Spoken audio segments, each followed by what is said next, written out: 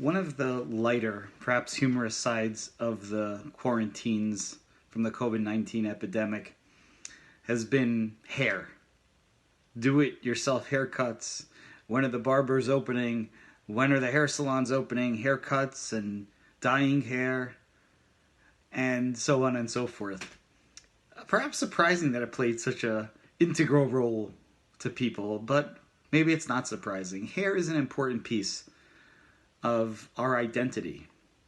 We find that out with the Nazir in this week's Parsha. The Nazir is someone who swears off of getting haircuts, of drinking wine, which, by the way, probably has gone up in recent months, and of contact with a dead body. What makes the Nazir do this? Why would someone take these restrictions upon themselves? One approach comes from the connection between the Nazir and the section right beforehand in the Torah, the story of the Sotah.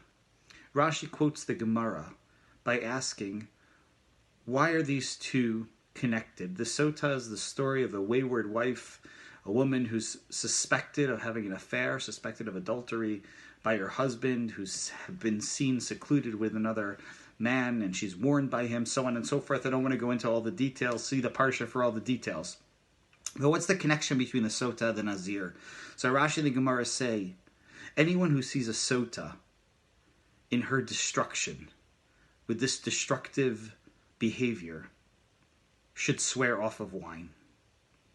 That when the person sees how someone can get carried away through drunkenness, perhaps, with doing things that are so destructive, he should take an oath not to partake of wine.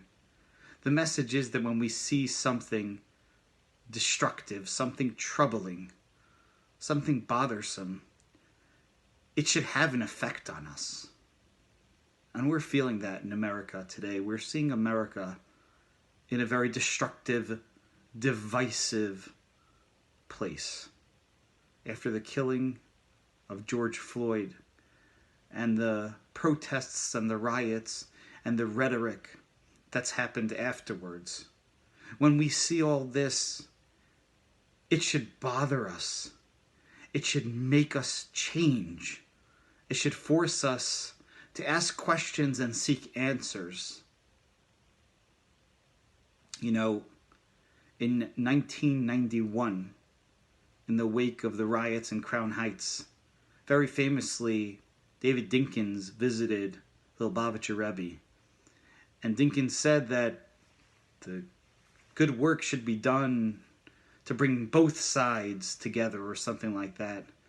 And the Lubavitcher Rebbe corrected him and said, we're all one side.